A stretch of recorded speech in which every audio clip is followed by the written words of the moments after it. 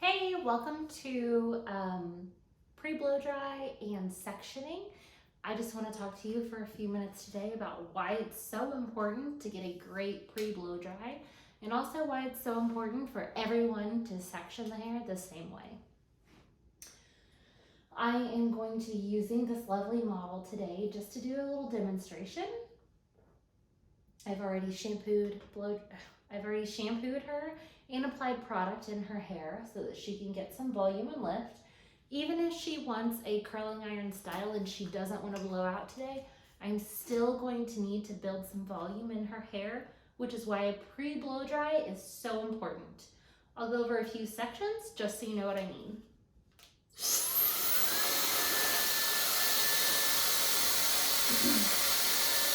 I always want to be very strategic with how I lift and dry the hair. I'm going to make sure that no hair falls in her face, but also I'm giving her a ton of volume by directing her hair the opposite way that it normally lays. The only hair that I'm focused on right now is the root area. You can see I'm directing it away from her scalp, so she's not going to feel that, but she is going to get some really great volume. I just go section by section, really lifting the hair up, focusing on building a volume. So not only is this pre-blow dry cutting down my dry time, but it's also giving her a volume that she needs.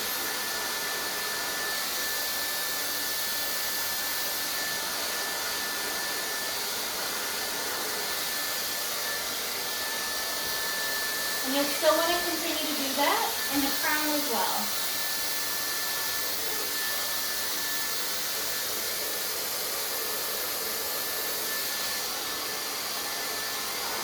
Lots of lift. You're not going to burn the client, but just give them great volume.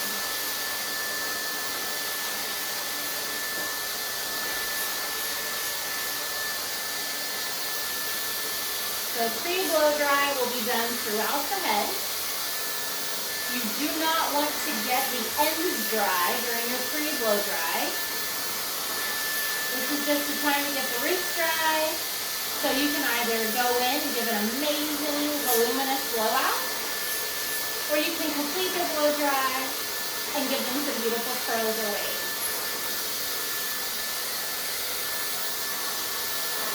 Always lifting the hair out from the head so you don't heat up their scalp.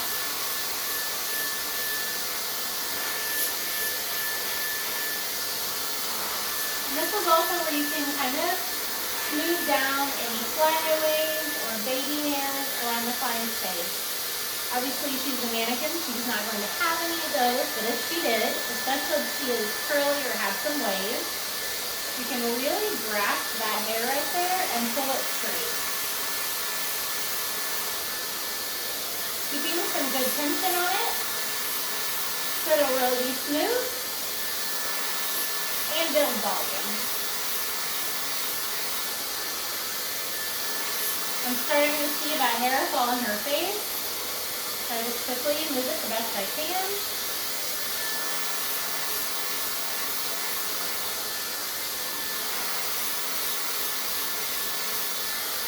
This side feels pretty good. Spin her around. So the hair is going to stay how it cools. So after I pre-blow dry one direction, I just let it lay on that side of the head and cool for a little bit. Really instill that volume in the blowout.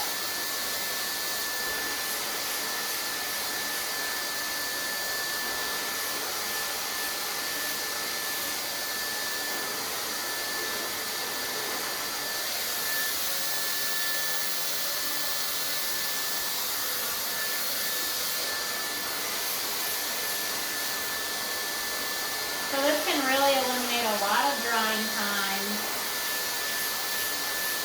a lot of your time spent smoothing out a client and they're nearly dry a lot quicker.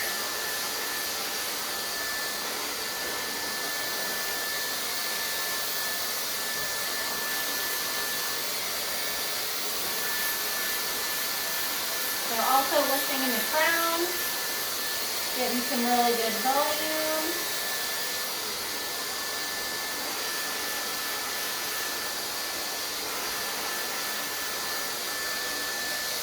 Also using really good tension to smoothen her hair and direct it the direction I want it to go so that I'm not burning her scalp. I am essentially just drying the hair that's pulled out from the head.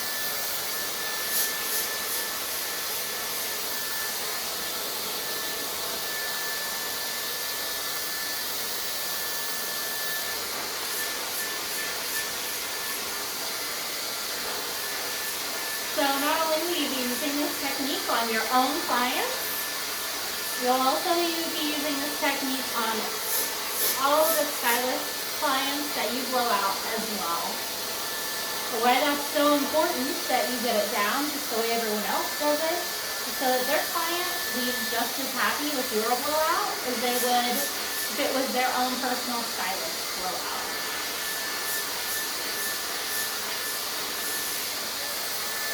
Still using good tension around the face to pull out any curl, any wave, any flyaways.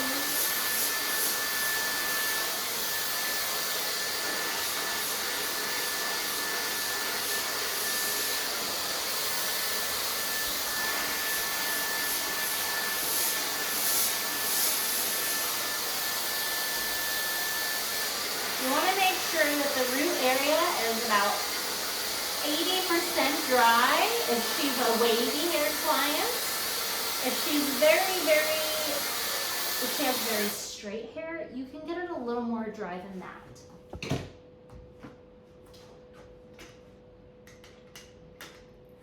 I'll spin her around. So she's got a good pre-blow dry. She's already got a little volume in there. And now I just really want to play on that.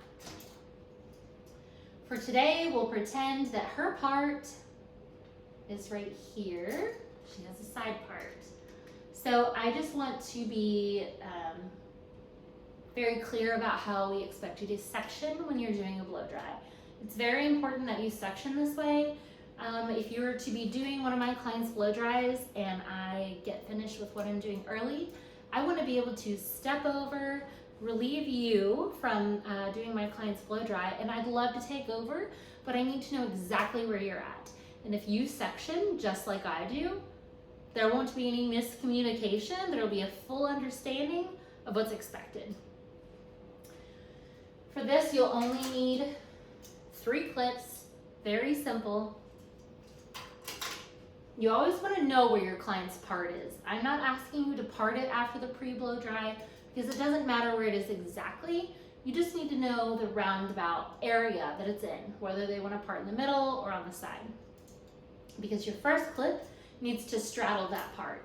Her part is here, so I want it in the middle of my section. You never want your section any wider than your blow dryer. Not than your blow dryer. No wider than your brush, or your hair is going to fall off the brush. So always keep that in mind. I section with my clip because I expect smooth, clean lines in my blowout sectioning. You never want to see crooked lines, jagged lines, messy work. It's very important that you keep it very clean and precise. Whether you need to use a comb, you can use your fingers if that's easier. As long as the line is clean, I don't mind. If you can get used to using a clip, it makes very clean lines. So I've done a mohawk section that is straddled off her part. So now I want to wrap it up, and I don't want the ends exposed while I'm blow drying the rest of her hair.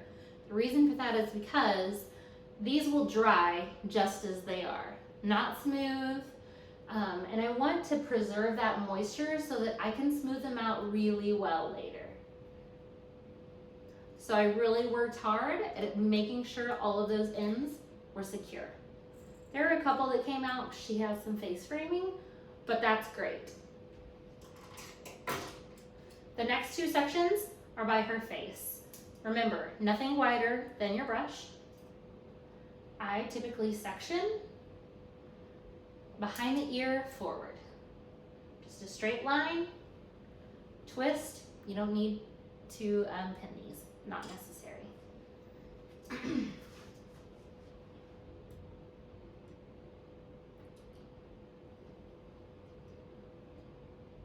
Just make it nice and neat, nice and clean, straight line, no wider than the brush that you're going to use.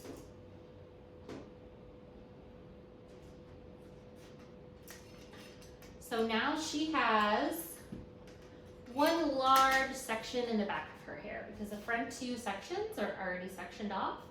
This is where the other two clips will come in handy. You're essentially going to break this down into 3 different sections. Nice clean lines. Try to make them as even as possible. She's a mannequin, she doesn't have clean lines, but for the normal person's hair, this would be very clean, straight across. And I'm doing the same thing again, so I want her ends wrapped up and tucked. And I'm going to do that one more time.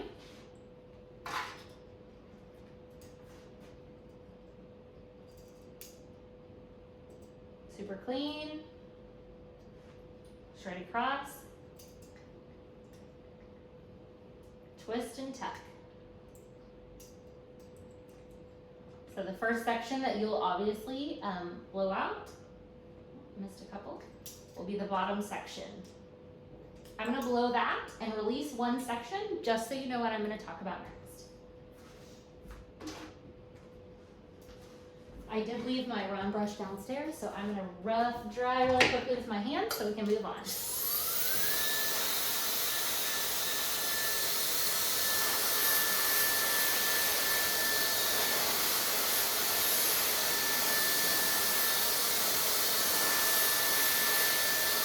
Normally you'd be using a round brush, probably taking 2 separate sections and really blow drying it smooth.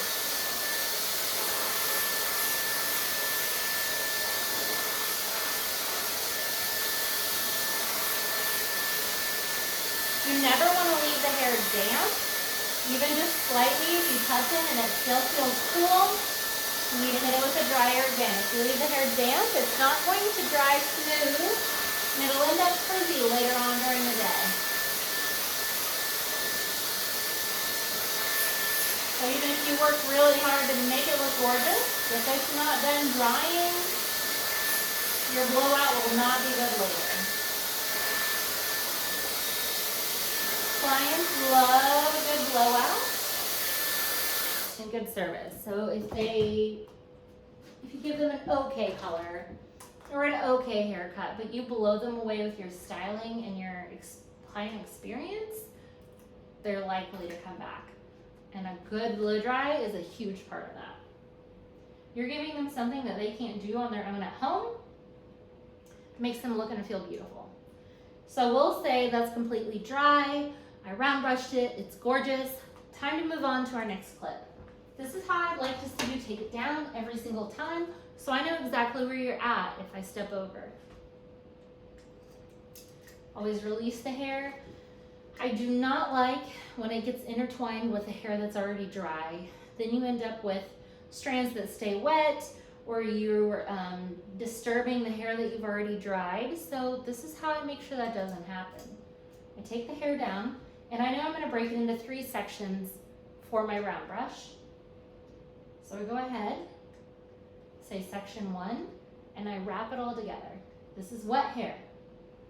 Section 2, wrap it all together, and section 3. So this is normally where I would just pick up my round brush and my blow dryer and start drying. Smooth this section. Once it's dry, I can just pick this hair up. It's not intertwined with the dry hair. It's ready to be blown out. When it's dry, this one's ready to be picked up, and I can do the same. I've got those sections dry, I drop this clip. Same thing again. I do 3 sections.